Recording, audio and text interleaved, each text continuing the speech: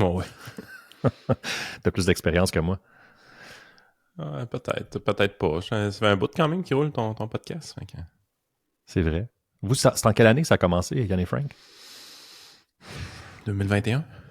OK. Fait C'est que pas ouais, longtemps. c'est juste que vous avez plus de volume, je Ouais, dirais. exact. Ça, c'est sûr. Ouais, écoute, c'est quoi? Mensuellement, c'est peut-être 50, 60 shows à peu près. Ouais. Peut-être 40, ouais. Plus 40 à cette heure, mais il y a été un temps que c'était 60 shows. Fait que c'était gros.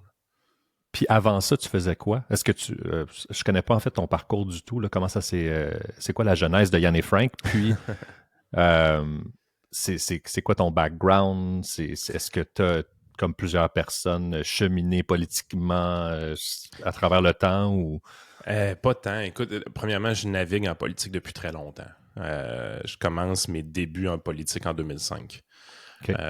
Puis à ce moment-là, je commence à militer à l'Action démocratique du Québec. Fait que, tu sais, c'est sûr que le militantisme politique a toujours fait partie beaucoup de mon ADN, je te dirais, puis pas mal longtemps avec la même idéologie, pas mal.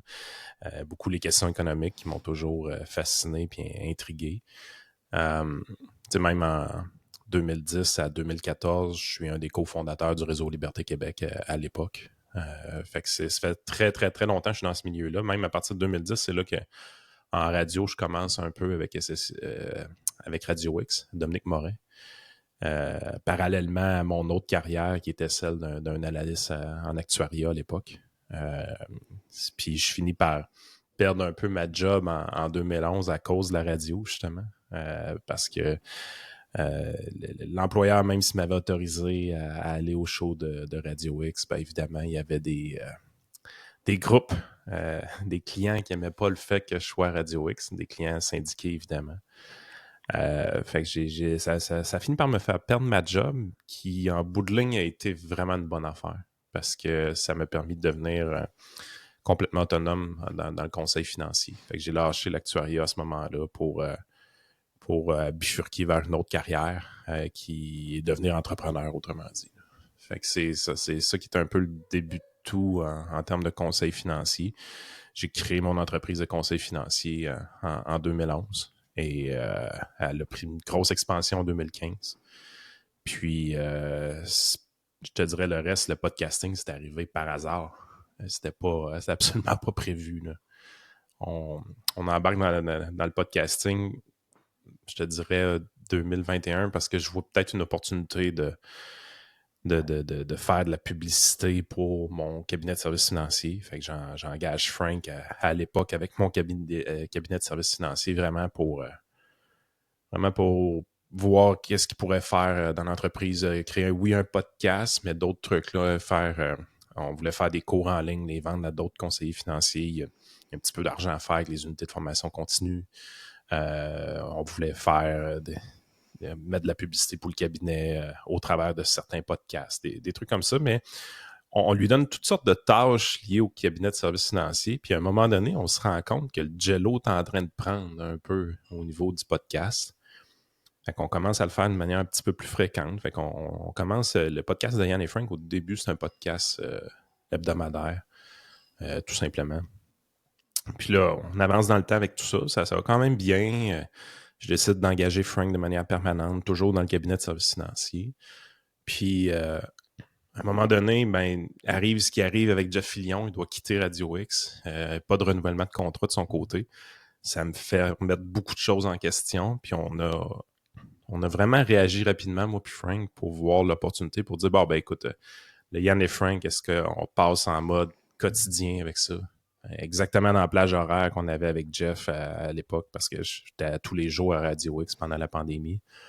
Fait qu'on a essayé de faire ça. On dit, on va laisser, on va voir si ça donne, puis là, ça a juste explosé. Là, tu vois.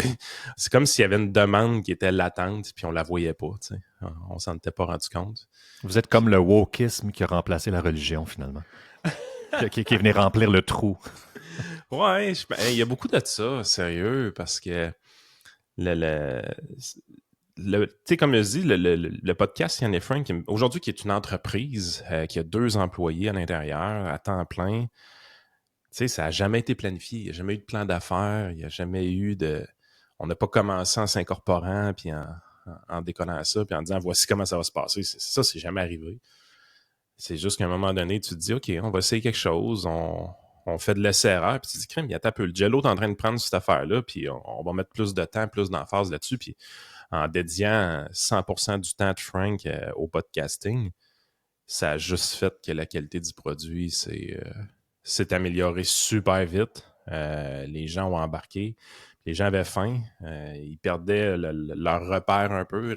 Jeff partait de Radio X, rentrait dans ses terres. Pour lui, ça a été un peu la même chose. Retour à Radio Pirate à temps plein. Donc, Radio Pirate s'est mis à exploser aussi de son côté. Un niveau d'abonnement vraiment important. Fait que nous autres, on a réussi à suivre un peu ce trend-là en même temps. T'sais, pendant plusieurs semaines, puis même plusieurs mois, Radio Pirate était dans les fameux classements Spotify top 100 des podcasts. C'est pas les plus écoutés au Canada parce que ça nous a pris longtemps à comprendre comment ce classement-là fonctionnait pour vrai. Là. Puis finalement, tu te rendais compte que ce classement-là, Spotify, c'est la quantité de nouveaux abonnés que tu avais à Spotify. C'est ça qui faisait que tu montais ou tu baissais dans le classement. Mais Jeff, pendant plusieurs semaines, a été comme numéro 2 ou 3 au Canada, juste en arrière de Joe Rogan. Ça te donne une idée à quel point ça allait bien de son côté. Là. Le départ de Radio X, puis le retour à Radio Pirate. Nous autres, c'est juste qu'on était dans une moindre mesure dans le même trend. C'est juste que c'était moins visible un peu. Mais c'est là qu'on a continué à développer le Patreon, qu'on a continué à développer certains shows, puis qu'on a mis plus de temps, plus de qualité, puis écoute, c'est une roue qui arrête plus depuis que c'est décollé. Là. On a fait notre 600e épisode la semaine passée. Là. Je veux dire, c'est quand même gros là, de ce côté-là, puis c'était pas prévu. Ouais, puis votre transparence, en fait, moi, ça m'a séduit juste de voir à quel point vous êtes extrêmement transparent avec les chiffres, avec votre opération, comment ça fonctionne. Tu sais, c'est très admirable. Moi, c'est vraiment, ça fait moins d'1 an que je vous ai découvert. C'est grâce à X aussi. Puis là, on tombe dans une semaine historique. Puis ma question pour toi, c'est comment apprécies-tu cette semaine du Trump Elon Derangement Syndrome? Je sais pas quelle saison qu'on est rendu, mais exposant 400. Écoute, c'est sûr que nous autres, on est dépendant un peu de l'actualité politique pour le buzz autour du podcast. On a une base d'auditeurs qui est très fidèle, mais quand on regarde les moments où est-ce qu'on a beaucoup de croissance, c'est définitivement pendant la pandémie, évidemment. C'est définitivement autour de l'élection provinciale en 2022. Ça nous a amené vraiment beaucoup de nouveaux auditeurs. Depuis cette élection-là, il y a eu quand même un down beaucoup chez les militants un peu plus à droite. Beaucoup d'espérance était mis dans Éric Duhem, le PCQ, qui a fait des bons chiffres, qui est allé chercher 11% du vote, mais malheureusement pas de députés. Fait qu'il y a eu vraiment une perte de confiance chez plusieurs militants plus à droite du spectre politique. Fait qu'il y a eu un down à ce moment-là. Puis la pandémie, évidemment, l'a fini. Fait qu'il y a des gens qui étaient moins activistes aussi, moins militants. Fait que il y a des baisses auditoires assez importantes qui arrivent après cette élection-là de 2022. Fait que c'est sûr que un podcast qui est aussi dépendant de l'actualité comme ça, quand tu vis un moment dépressif, je te dirais, au niveau de l'idéologie politique que tu représentes, c'est un petit peu plus dur, tu roules un peu plus dans la garnotte, mais la base était tellement forte, tellement fidèle que ça nous a permis de continuer. Fait que c'est sûr que quand on arrive proche de l'élection américaine, je dirais à partir du moment que Biden démissionne, en fait, le premier débat là, avec Donald Trump, la campagne américaine était vraiment plate. Là. Trump-Biden, ça n'intéressait pas le monde. Même ça avait l'air d'un vieux monsieur que Trump ménageait, faisait vraiment attention pour ne pas avoir l'air de quelqu'un qui tapait dessus, parce que ça paraissait mal étant donné que le bonhomme avait de la misère. Fait que la campagne ne levait pas vraiment. Nous autres, le sujet, on continuait à poser nos briques puis à grossir notre auditoire fidèle, mais ça s'est pas passé. Mais quand ça s'est mis à brasser vraiment, là, que le Biden finit par pas démissionner, mais finit par abandonner la présidence, puis Kamala Harris embarque, et là, ça a quand même explosé. Là, on est revenu dans l'effervescence de quelque chose de vraiment cool pour parler dans l'actualité. Fait que ça l'a pas arrêté. évidemment, Trump gagne l'élection, qu'on a fait une soirée électorale qui nous a amené des visionnements comme on pensait jamais avoir. Ça a été vraiment assez spectaculaire, ce côté-là. Puis on pensait que ça allait se calmer après ça. Puis finalement, ça peut pas se calmer. Je veux dire, les médias québécois sont tellement en hystérie collective incroyable. Une hystérie collective qui commence à frôler qu'est-ce qu'ils faisaient dans le monde dans le temps de la pandémie, tant qu'à moi. Ça fait en sorte que ça nous donne à manger tout le temps. Je veux dire, sérieusement, la recherche de sujets est pas très difficile ces temps-ci, là. C'est hallucinant. C'est vraiment hallucinant. Je parlais avec une amie hier qui est... Tu sais, moi, je viens pas de ce milieu-là. J'ai jamais écouté Jeff Fillion de ma vie. Je connais pas tu sais, c'est tout ce... Je suis dans le monde, tu sais, je fais de la musique, je fais des albums. On parle de 2016, 2017. Je suis très Bernie Sanders. Je suis très à gauche. Je suis le courant de ce que tout le monde dit un peu. Ça, c'est des infréquentables, ci puis ça. Puis, tu sais, ça s'est fait un peu comme... C'est drôle, Rogan, c'est un bon exemple, en fait, quelqu'un qui était très Oui. Bernie Bro, très à gauche, puis finalement, la gauche a juste a fait un show d'elle-même, puis c'est devenu du ridicule, il y avait des contradictions, la pandémie a accéléré tout ça, puis à un moment donné, tu veux, mais ça marche plus, là, ça fait aucun sens, il faut quand même être... En tout cas, j'ai appris la nuance, j'ai appris avec mon podcast aussi, tu sais, juste de recevoir des gens d'opinions différentes, puis de parler avec des gens, puis faire, OK, c'est pas des tatas, là, quand tu t'assois face à face avec quelqu'un, tu peux trouver common ground, puis au moins, c'est ça. C'est sûr que de notre côté, tu sais, on est plus rigide un peu dans l'idéologie, dans le sens que, tu sais, moi, je vais me définir comme un libéral. Il y a un temps, je me définissais comme libertarien. J'aime plus ou moins ça, parce que c'est un peu sectaire, des fois, les libertariens, mais vraiment comme un libéral classique. Ça fait très longtemps que je me définis de cette façon-là, là, depuis 2005, facilement. Toujours beaucoup sur les sujets économiques. Tu sais, j'ai pas changé d'idée souvent sur ce qui devait être fait en politique. Tu sais, je suis vraiment partisan d'un plus petit gouvernement, de favoriser l'entreprise privée, surtout la compétition. Tu sais, c'est même pas de dire le public est meilleur que le privé, c'est juste d'être en compétition. Donc, tu peux en avoir du public si tu veux, mais mets-le au moins en compétition avec le privé. Tu sais, tous des vieux sujets que j'utilise depuis longtemps au niveau économique. Ça a toujours été mon dada.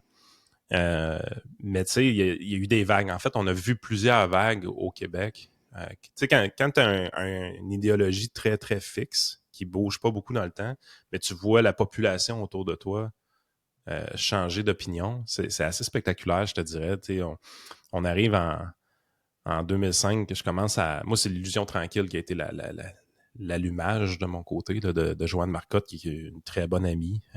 Quand j'écoute ce documentaire-là à l'époque, tu sais, c'est mon niveau d'intérêt pour la politique, il a décuplé, là, vraiment. Là. Le vrai point d'allumage, c'est les grèves étudiantes qu'il y avait pendant que j'étais à l'université. C'est là que j'ai commencé à lire sur la politique et à m'y intéresser.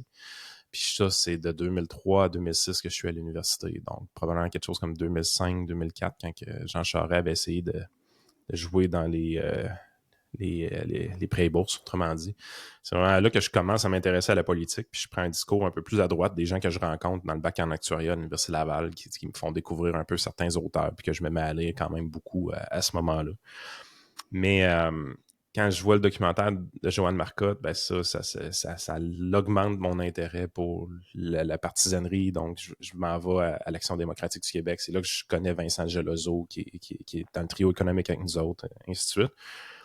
Mais on vit l'effervescence à ce moment-là parce que 2007, on s'en rappelle, à commandement raisonnable, l'Action démocratique du Québec obtient un certain succès, forme l'opposition officielle avec un gros buzz, ballon qui a complètement dégonflé après en 2008 quand ils ont perdu, je pense que c'était comme 18 mois plus tard à peu près, l'autre élection qui n'a pas bien été du tout. Donc, j'ai vu beaucoup d'intérêt pour les politiques. Puis moi, ça me faisait capoter parce que moi, c'était les questions économiques qui m'intéressaient. Puis en 2007-2008, en 2007, quand la DQ a beaucoup de succès, c'est pas grâce aux questions économiques. C'est à cause d'accommodement raisonnable à cette époque-là. C'était pas des sujets qui m'intéressaient beaucoup. Mais on embarquait dans le bandwagon de cette effervescence-là. La ballonne a dégonfle complètement. On s'en va en 2010. Là, à ce moment-là, PKP est en négociation avec ses employés beaucoup, devient quand même très antisyndical. à ce moment-là, va avoir plusieurs chroniqueurs de droite dans ses propres journaux, dont Éric Duhem, par exemple, Joanne Marcotte, Dominique Moret écrivait même dans le journal à cette époque-là. Fait que tu vois vraiment le Québec est dans le rouge aussi. On sent la station de radio, la FM 93 à Québec, qui est dans le bandwagon, elle aussi. Fait que là, tu te dis, l'idéologie politique que j'aime, qui est très axée sur l'économie, finit par avoir une bonne cote de popularité. Le Québec était dans la merde financièrement avec la récession de 2008. On faisait des gros déficits. C'est là qu'on a Raymond Bachand. C'est important, c'est pas d'équilibrer le budget, c'est d'être heureux comme peuple. Je veux dire, c'était un cri de ralliement à cette époque-là. C'était juste malade. Mais là, les sujets que j'aimais étaient front page sur l'actualité tout le temps. Là. Tout le temps. Puis on a un certain succès, puis on fonde le réseau Liberté Québec dans ces années-là. Ça va quand même bien pendant quelques temps, jusqu'à temps que le Parti québécois remporte l'élection, son gouvernement minoritaire, et ramène le débat sur la charte des valeurs à ce moment-là. Puis là, on revient beaucoup dans le symbolisme, le nationalisme, puis toutes ces affaires-là. Puis moi, comme je dis tout le temps, c'est des questions qui ne m'allument pas pantoute. Fait que je vois un peu la cohésion au sein du réseau Liberté Québec s'effriter beaucoup. On finit par fermer l'organisme en 2014. Puis là, à ce moment-là, je mets quand même beaucoup mon militantisme politique de côté complètement. La seule chose que je conserve, parce que je suis en démarrage d'entreprise, en cabinet de services financiers puis tout ça, je continue à faire mes interventions à la radio. 2014, je suis plus avec Radio Pirate à ce moment-là, un peu plus. Moi, je suis pas à Radio X dans ces années-là. Mais c'est ce qui garde une petite flamme allumée chez moi en politique, mais je le fais d'une manière un peu corporatiste, dans le sens que je suis très désabusé, j'ai pas l'intention de changer le monde. Le Québec, j'ai l'impression qu'il ne changera jamais de toute façon. Puis mon seul intérêt de continuer à le faire, c'est que ça amène de l'eau au moulin pour la business de services financiers. T'sais. Fait que la chronique hebdomadaire que je fais avec Jeff à Radio Pirate, ça me permet d'aller chercher des clients, ça me permet de grossir le cabinet. Puis fait que dans ces années-là, je mets beaucoup d'emphase sur le cabinet de services financiers qui a pris une expansion très grande. Là. Puis c'est vraiment cet aspect-là professionnel que je mets beaucoup d'emphase. Puis je maintiens une petite flamme politique pendant ces années-là. Puis ça, c'est vrai jusqu'à peu près 2020 ou le début de la pandémie. C'est vraiment là que, soudainement, là, le même discours de liberté économique, mais en même temps de tasser le gouvernement, pas trop d'intervention de l'État, de la liberté, la responsabilité individuelle, c'est toujours des thématiques très fortes chez moi.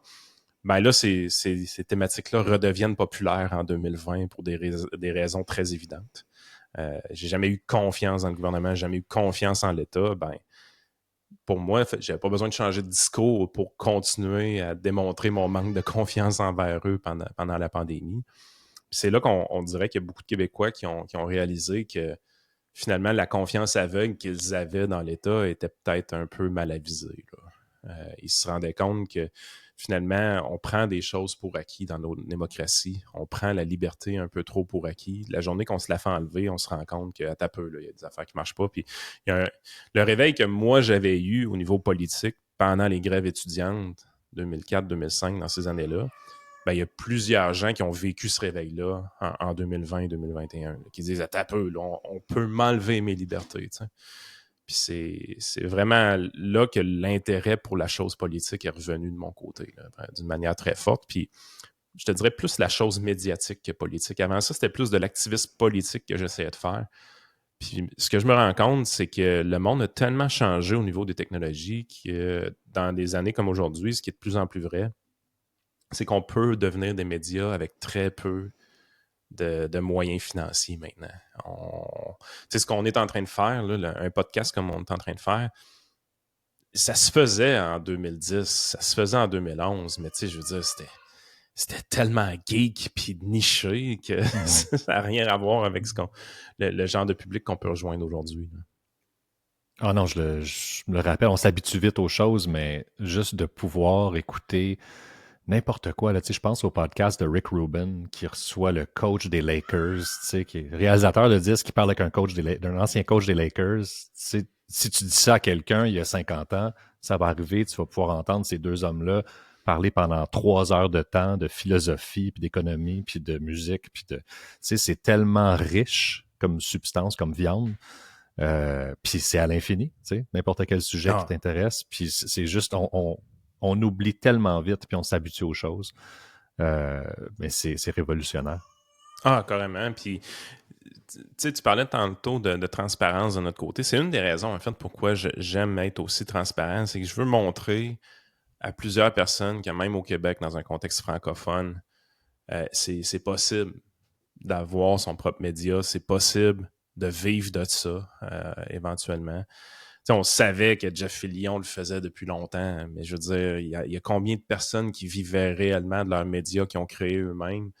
C'était extrêmement marginal. Puis le but, c'est de montrer, non, si tu mets les efforts, si tu mets le temps, puis tu le fais de la bonne façon, d'une manière assez professionnelle, t'es capable. T'es vraiment capable d'en vivre éventuellement. Ça prend du temps, mais il y a moyen de le faire au Québec. C'est sûr que c'est peut-être un petit peu plus facile en anglais. Moi, je pense que c'est une évidence, c'est sûr. C'est peut-être un peu plus facile aussi si tu as un bel accent français, tu parles de sujets internationaux qui vont toucher un peu plus la France, parce que veut pas, le bassin de population est plus important, mais en même temps, on a un niveau de compétition qui est beaucoup plus élevé. Fait que tout vient un peu ensemble, mais moi, je pense pas qu'en 2010 ou en 2012, c'était réellement possible pour un inconnu, parce que Jeff Fillion le faisait, là. Mais pour un inconnu, de devenir son propre média et de potentiellement en vivre, je pense pas que c'était possible, honnêtement, alors qu'aujourd'hui, ça l'est. Fait que ça, c'est quand même le fun. Puis on le voit, il y a toutes sortes d'expériences au Québec présentement. Là. Au début, les podcasts, c'était surtout des gars d'humour, là, parce que le premier très populaire, dans les plus populaires, c'était Mike Ward. Fait que les gens ont suivi la trace de Mike Ward. Mais finalement, il y a toutes sortes de monde dans toutes sortes de milieux qui commencent à se rendre compte que, non, t'as peu, il y a de quoi faire d'autre, éventuellement. Il y en a en finance maintenant.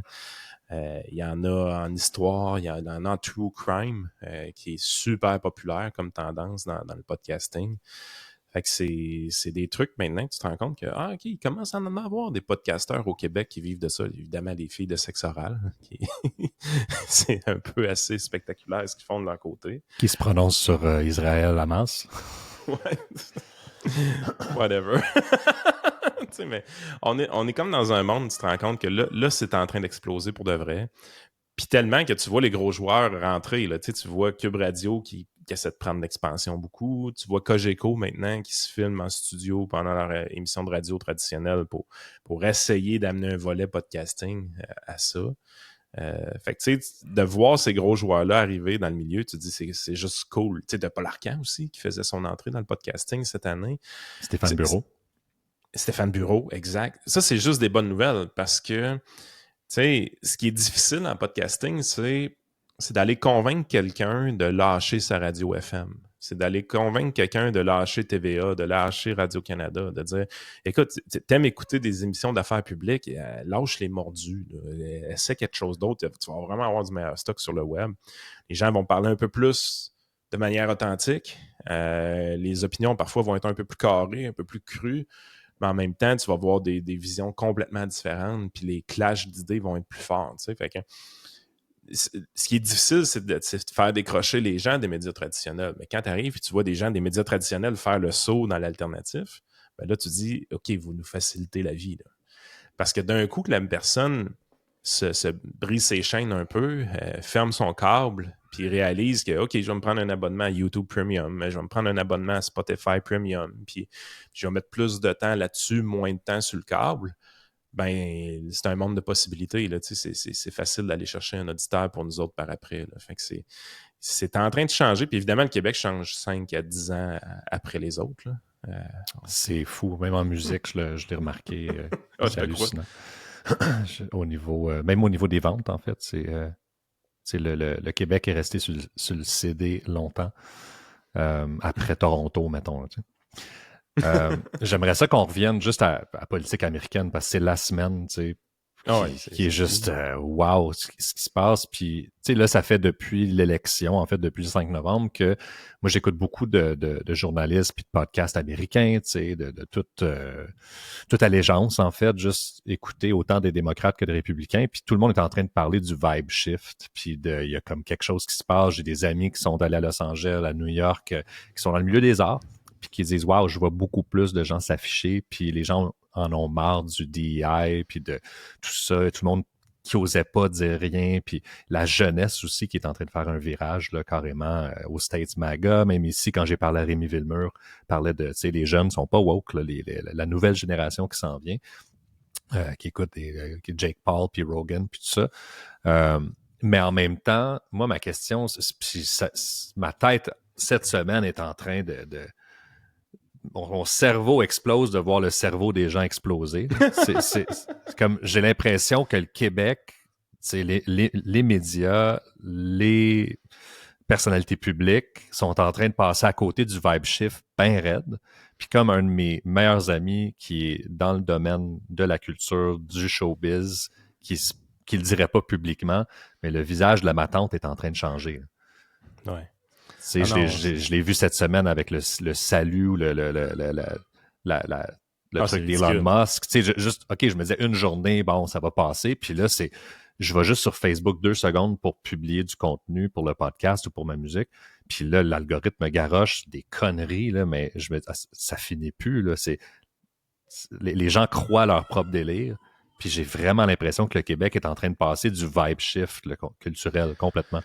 Ah, je suis d'accord. Des bouts, ça en vient même décourageant. Là. Tu sais, je veux dire, je me levais à matin ou hier soir, je checkais les nouvelles, puis là, on appelle au boycott d'Amazon avec ce qui s'est passé, alors que tu sais, tu te dis, ouais, mais c'est self-inflicted ce qu'on a vécu. Là. Tu sais, je veux dire, avec nos règles de syndicalisation complètement folles, la loi 96, la loi 21, tu sais, je veux dire, on se tire dans le pied pour une compagnie comme Amazon. On est repoussant pour eux.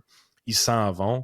Puis là, on est là, puis qui mange la marde, puis bon débarras, puis tu sais, je pense que Philippe Léger, matin, dans les journaux, bon débarras Amazon, là, t'es là, tu te dis, man, il y a 1800 personnes, puis on commence même à parler plus de 3000 personnes, en fait, qui ont perdu leur job. De quoi tu parles? De quoi tu parles, bon débarras, man? C'est pas une bonne nouvelle. Puis là, là tu fais, OK, fait que là, il y a comme des mondes parallèles qui se sont créés, parce qu'évidemment, tu sais, les gens souvent vont nous accuser d'être pro-Trump de notre bord. Mais la réalité, moi, personnellement, je ne suis pas un pro-Trump. Je suis un gars qui aime le libre marché. Je suis un gars qui aime le respect des institutions beaucoup. Il y a un certain décorum qui doit être respecté en politique. Je veux dire, Donald Trump n'est pas mon préféré. Ce que j'aime de Donald Trump, c'est la réaction de mes adversaires politiques. Ça, c'est fascinant. La gauche est complètement timbrée dessus.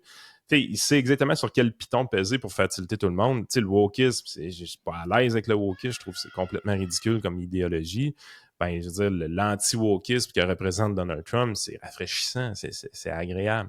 Mais si tu me demandes d'évaluer politique publique par politique publique, est-ce que j'aime Donald Trump? Je te dirais, je suis beaucoup mi-figue, mi-raisin.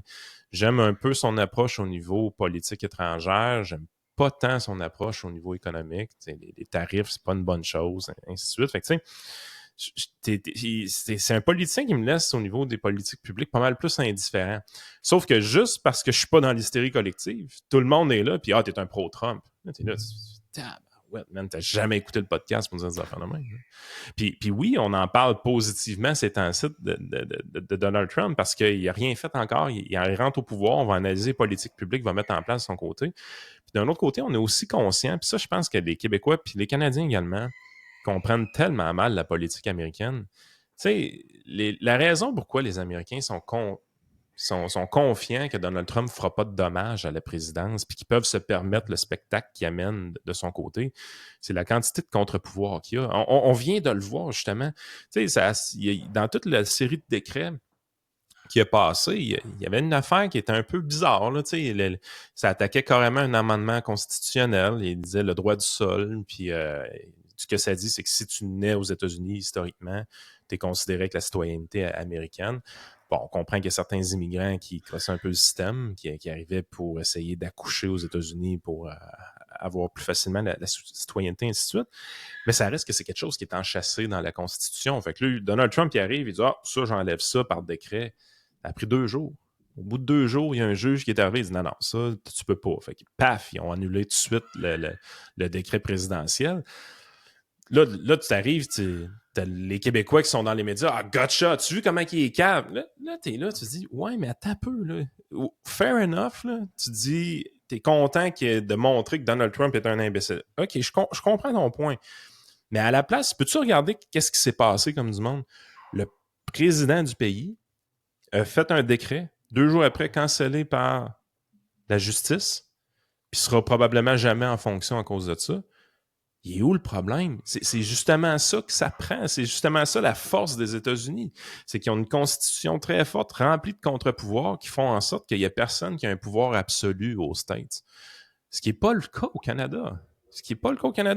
Le gouverneur général n'a plus de pouvoir, le lieutenant-gouverneur n'a plus de pouvoir, le Sénat a été réduit à un rôle symbolique au fédéral, au provincial n'existe plus.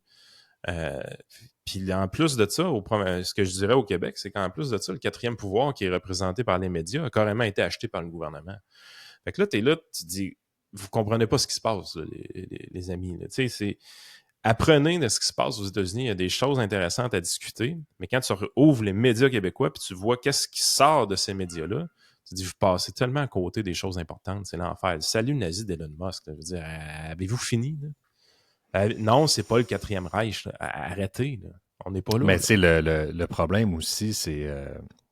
tu sais, hier, j'ai un de mes chums qui a écrit un statut, j'ai trouvé ça brillant. Il a écrit « L'histoire mondiale est actuellement racontée par des faits en direct à vitesse grand V sur une plateforme que tout le monde dans mon pays quitte. » Puis ça, tu sais, si t'es pas sur X en ce moment, qui est le signal, t'es en train d'écouter des gens parler de ce qu'ils ont vu sur X.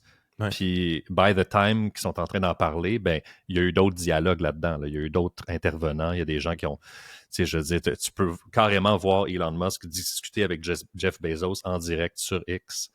Puis c'est comme... Si t'es pas là, selon moi, puis t'es en train en plus de prêcher de quitter cette plateforme-là, tu te tires dans le pied, mais ça se peut pas, là. Oui, puis on dirait que les gens perdent le goût de... Moi j'ai pas d'intérêt à écouter les médias traditionnels parce que ils essaient d'interpréter à ma place ce que je devrais interpréter. Ton point de dire, on devrait aller sur X pour avoir accès à l'information directement, il est très bon. T'sais. Pourquoi tu tapes un journaliste qui t'explique ce que lui a vu sur X, tandis que tu y vas pas toi-même? Ben, juste le salut, comme tu dis, cette semaine, je pense que c'était CNN où tout le monde écrivait ce qu'ils voulaient que les gens voient. Exact. C'est au lieu d'écouter le 3-4 minutes du discours, faire à la limite, Elon dans toute sa joie, puis on l'a vu à Auschwitz il y a 1 an, on l'a vu, c'est tellement un allié. Un grand chum de Gadsad. Ben oui, puis Netanyahou qui est venu cette semaine aussi dire, hey, c'est un ami d'Israël, puis ce qui est vraiment absurde, c'est que tous les Juifs ont défendu Elon Musk cette semaine. Puis c'est les gens qui étaient complètement silencieux le 7 octobre dernier, alors que la Hamas violait des Israéliens, que eux, soudainement, là, ils sont capables de spotter un nazi, mais pas dans la rue de Montréal quand il y a un vrai salut. Tu sais. Ah, exactement. Puis, tu sais, nous autres, on a fait de quoi cette semaine qui illustre bien ce qu'on essaie d'exprimer là. On a vu la nouvelle jeudi passé sur Gris Montréal qui donne son sondage, comme de quoi que les jeunes sont plus homophobes aujourd'hui qu'il y a 5 ans ou là 10 ans ou là 20 ans. Puis là, on interprète tout ça. Puis là, tu as une trollée d'experts qui passent dans les médias traditionnels. Puis c'est la faute aux conservateurs. C'est la faute aux médias sociaux. C'est la faute à tel. Puis là, même du côté nationaliste, des gens plus à droite nationalistes qui vont arriver et vont dire, ben là, c'est évident, c'est l'immigration massive. Là, t'es là, tu te dis, tab, c'est hallucinant. Puis personne rentre dans le sujet. Puis la réalité, c'est que cette étude-là est pas publique. On n'a pas accès à l'étude. On a juste accès aux tableaux qui ont été présentés dans les médias. Mais si je veux mettre la main sur l'étude présentement, on ne l'a pas. Ben, nous autres, ce qu'on a fait dans notre podcast, c'est que moi et Frank, on s'est tassé jeudi. On a laissé la place entièrement à des gens de la communauté LGBT. Et on en a dans notre staff, Joey, qui fait partie de la communauté, des gens à qui on achète des podcasts, Sam Rasmussen, puis des auditeurs, des gens qui sont proches d'eux. Ils ont dit, on va faire un podcast de 2 heures sur le sujet. On va le vider, ce sujet-là. On va aller en profondeur avec des gens qui vivent la réalité réellement de cette communauté-là. Je veux dire, il y a cette job-là, là, si vous cherchez de quoi d'équivalent dans le média traditionnel que ce que les gars ont fait jeudi, tu ne trouveras pas ça. Tu ne trouveras pas ça. 2 heures de discussion franche sur ce sujet-là très précis, ça n'existe pas à TVA, ça n'existe pas à Radio-Canada, ça existe seulement dans le monde du média alternatif. Mais je veux dire, on avance bien plus quand on a ce genre de discussion-là que quand on essaie de packager. Tu sais, moi, quand je vois une experte avec des grosses lunettes à TV venir dire c'est la faute aux conservateurs, c'est tout ce que ça fait dans ma tête, c'est genre, mange la marde. Tu sais, je veux dire. Tu bases tes affaires sur quoi, là? Tu utilises quelque chose, une réalité, qui aurait peut-être plus d'homophobie. Je dis peut-être parce qu'on n'a pas la méthodologie. Je ne sais pas comment ils font leurs recherches. Mais il y aurait peut-être plus d'homophobie dans les écoles du Québec. Tu utilises ça pour faire de la politique puis attaquer les conservateurs. De quoi tu parles? De quoi tu parles? Je veux dire, puis ça, je disais à Frank de notre côté, tu sais, je disais, nous autres, on pourrait être ciblés, par exemple, c'est à cause des médias sociaux, les réseaux alternatifs, la désinformation qu'on retrouve sur le web, les podcasts. Écoute, quand je regarde mes chiffres de diffusion, là, le 13 à 18 ans, j'ai 0% d'écoute de ce côté-là. Le 19 à 25 ans, j'ai genre 2,1% d'écoute. Je ne suis pas capable de rejoindre ces jeunes-là à l'école. Je dis, les jeunes de la polyvalente, tout ça, même si j'essayais de les rejoindre, je suis pas capable. Je suis probablement trop vieux, probablement pas le style qu'ils veulent, je parle peut-être probablement pas assez vite, pas assez de présence sur TikTok, je sais pas, mais je sais que ce public-là, je le rejoins pas. Mais somehow, c'est de ma faute. Allez chier, là. Pour vrai, là, je trouve vraiment que c'est désolant, puis tout est...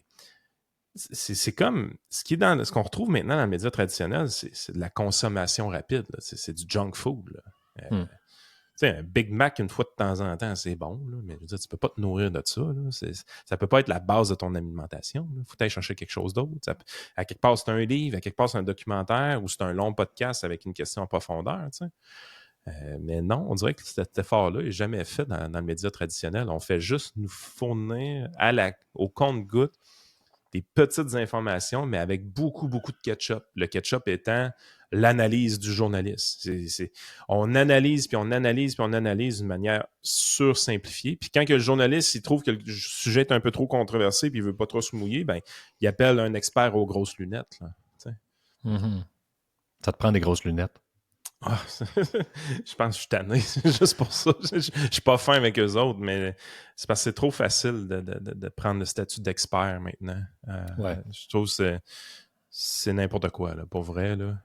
Je pense que dans la couverture, un sujet qui touche plus la couverture de la politique américaine, je veux dire, la job qui a été faite par la chaire Raoul d'Endurant au Québec, là, c'est une catastrophe. Là. Je veux dire, je trouve le niveau de compétence qui a été démontré par cette chaire de recherche-là complètement absurde. Complètement absurde. Du moins, ce qui a été présenté dans les médias. Peut-être qu'ils font des bien belles recherches dans leurs canaux universitaires, mais les gens qui représentent cette chaire-là dans les nouvelles à chaque jour au Québec, c'est une catastrophe. Puis là, je ne parlerai même pas des politologues comme Loïc Massé ou Pierre Martin. Là. Je veux dire, c'est affreux. Là. C'est que ces gens-là enseignent dans les universités du Québec la politique américaine, c'est une catastrophe. Là. On parle du podcast, puis que c'est révolutionnaire, puis que là, les gens se dirigent vers ça, vous avez un gros succès. Moi, ce qui me fascine aussi, vu qu'on est dans la semaine de l'inauguration, puis tout ça, puis on n'en parle pas du tout, je pense, en tout cas, dans les médias, c'est l'effet Barron Trump. Ouais. Je sais pas si c'est vrai tout ça, dis-moi ce que tu en penses, mais toutes les spéculations comme quoi que ça serait lui qui dit à Trump, lâche CNN, lâche... toutes les MSNBC et compagnie, puis va voir Theo Von, va voir Rogan, va voir Andrew Schultz, va faire tous les podcasts. Dave Ramsey. Exact. Va jaser, sois authentique, 3 heures de temps, pas de montage. Puis moi, ça m'a ébloui à quel point si t'écoutes ce gars-là à Rogan pendant 3 heures, puis la gauche pouvait crier aussi fort qu'il voulait, puis dire que ça n'a pas d'allure, mais il était tellement... je veux dire, Il a fait 3 heures impeccables à Rogan de juste s'ouvrir, discuter, poser des questions. Puis j'étais même pas capable de m'imaginer Kamala Harris faire la même chose. Non, puis ça a été noté, hein? Ça a été noté par des gens au Québec. Moi, je sais de source sûre qu'Éric Duhem se prépare à une tournée podcastique. Je ne sais pas comment on dit ça, une tournée podcastique, là, mais peu importe. Nous, on va le recevoir justement la semaine prochaine, mais il va faire plusieurs podcasts dans les prochains jours, prochaines semaines. On sort d'une entrevue avec PSPP de notre côté avec le Parti québécois. Eux autres aussi ont noté cette tendance-là. Ils diront pas. Je l'ai croisé PSPP dans une soirée du PQ juste après que j'avais fait votre podcast, justement, puis j'en parlais à quel point ils disaient « Ouais, Yann et Frank... J'ai dit, c'est super agréable. Moi, j'ai passé vraiment un beau moment. Je le souligne. Puis, je suis en communication avec eux là, pour possiblement qu'ils viennent à l'émission. C'est sûr qu'il va venir. Ouais. C'est sûr qu'il va venir parce que ils l'ont noté, cette affaire-là, eux autres aussi. Tu sais, je veux dire, moi, à fin 2023, quand il arrive puis qu'il sort, puis fait que là, on est en novembre ou décembre 2023, il sort dans les médias pour dire que les épiciers, c'est de leur faute qu'il y a de l'inflation à cause qu'ils ont augmenté leurs profits et tout ça. Moi, je tape ça d'eau dans mon salon là, quand que j'entends ces niaiseries-là, là, parce que je me dis, sacrément, ça marche pas. Là.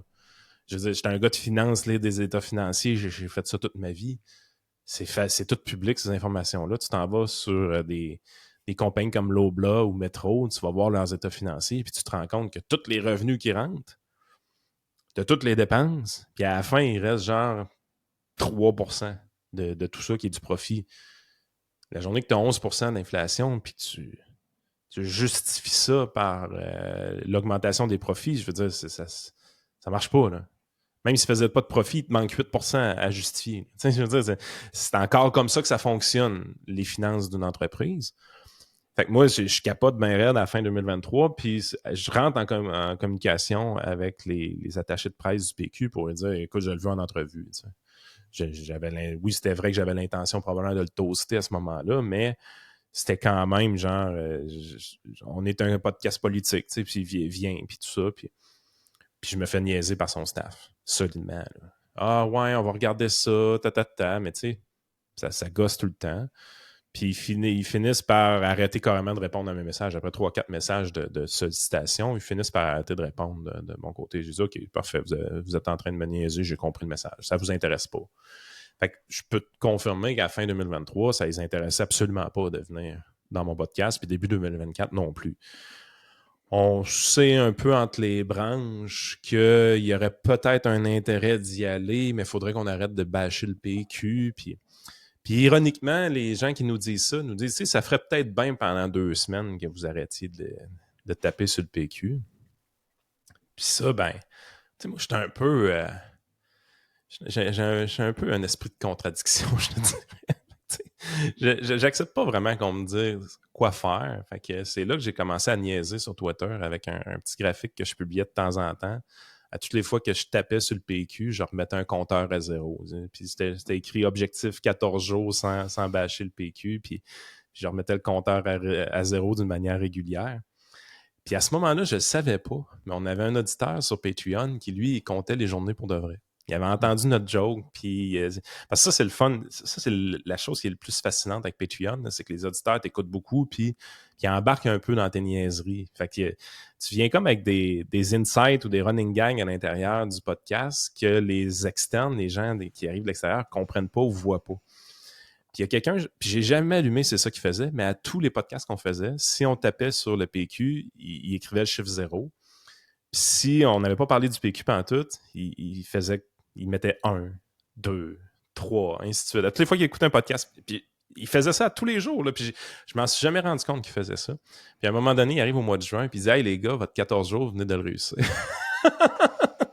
De manière vraiment ironique.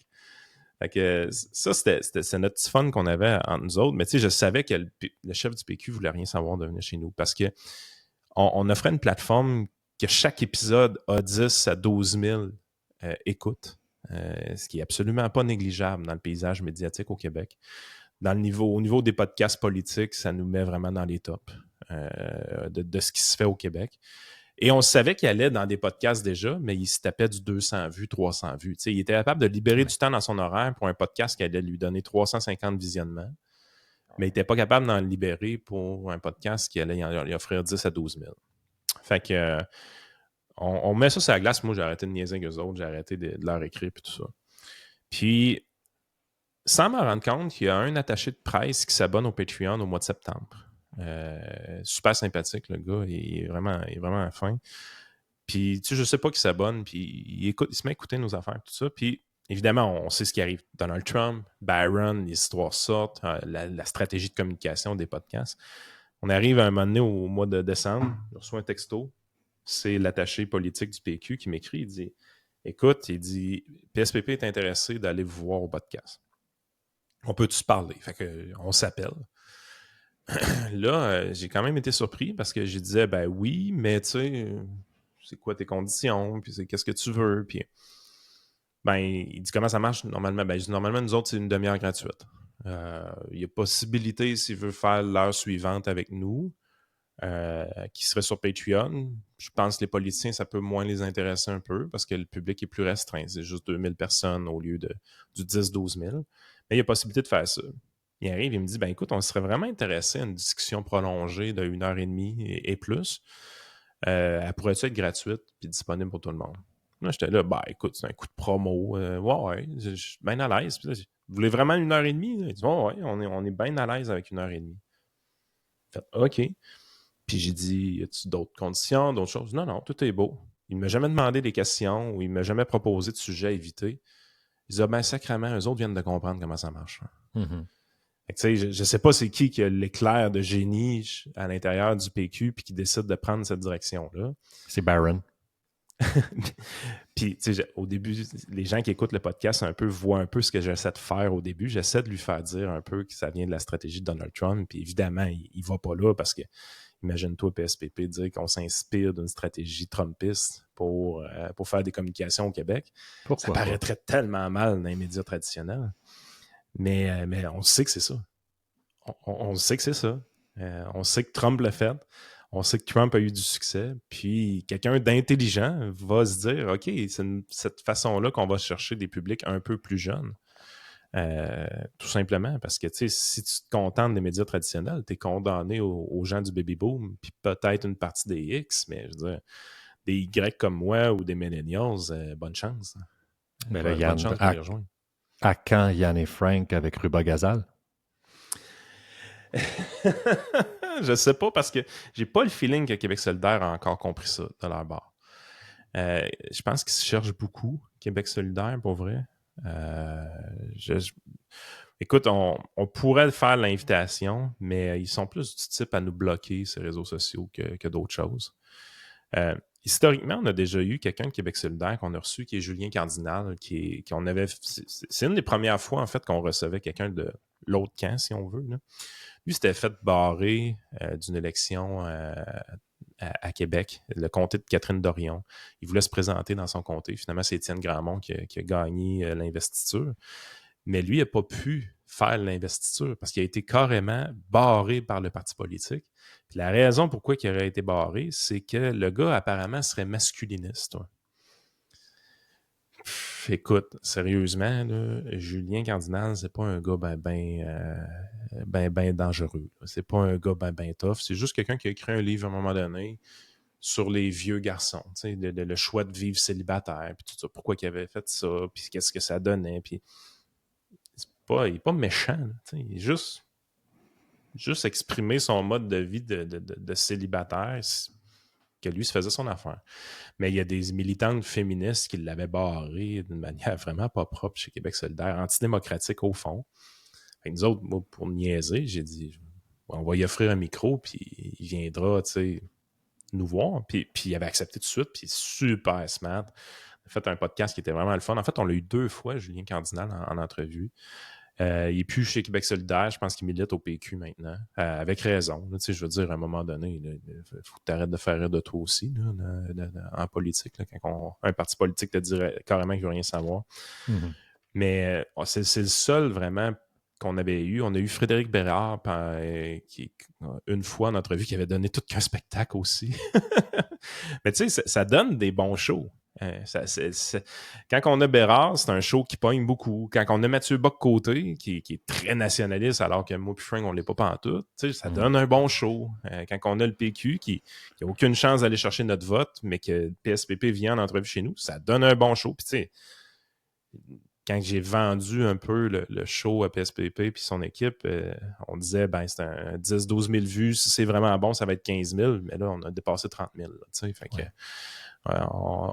j'ai même pas vendu ma salade comme du monde. Là. J'aurais pu vendre plus que ça. Je pensais pas que le show allait lever autant. Mais tu te rends compte que c'est ça que les gens veulent. Les gens veulent ces clashs-là. Puis il y a des politiciens. Tu sais, je veux dire, le Parti libéral du Québec, là, on a demandé à un moment donné à François, c'est Frédéric Beauchemin, Frédéric Beauchemin, en tout cas, le gars qui est sorti de la course, s'il voulait venir, on avait parlé à un attaché politique, puis finalement, il ne retournait pas les appels, puis tout, puis on a arrêté de niaiser avec eux autres. Mais t'es là, tu te dis, t'en remets donc bien au gaz. T'as une plateforme vraiment facile d'accès, tu peux venir vendre ta salade, tu vas sortir de là peut-être avec une coupe de cartes de membre, puis tout, tu te présentes à la course à la chefferie d'un parti politique, puis tu as une invitation pour un podcast, t'as saisi même pas. Là. Puis, je pense pas que c'est Pablo Rodriguez ou Denis Coderre qui vont changer les affaires au Parti libéral du Québec. Là. Fait que t'as comme deux partis qui dorment au gaz complètement sur ces réseaux sociaux-là. Québec solidaire, qui est surprenant parce qu'ils ont souvent été catégorisés comme innovateurs à une certaine époque. Et le Parti libéral, tu as le PQ qui a eu le grand réveil avec l'élection américaine, puis tu as le PCQ qui a toujours eu une facilité avec ces affaires-là. Fait que c'est quand même assez spécial quand on y pense. Puis la CAQ, ben, il n'y a rien à faire qu'eux autres. Là, je veux dire, de toute façon, je l'ai déjà même dit en podcast de mon côté, je recevais un contact de son directeur de communication, François Legault, que je connais très bien parce que c'était un des fondateurs du réseau Liberté Québec avec nous. J'y dirais non. Je veux rien savoir d'avoir François Legault en entrevue. Je pense que je serais pas capable de faire une entrevue sans l'envoyer chier. Je serais juste pas capable, je pense.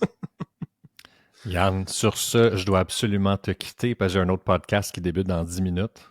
Mais je pourrais te parler des heures. Toi, ton acolyte aussi, Frank, que je suis allé souper avec à Québec quand j'étais en spectacle, Chic Type.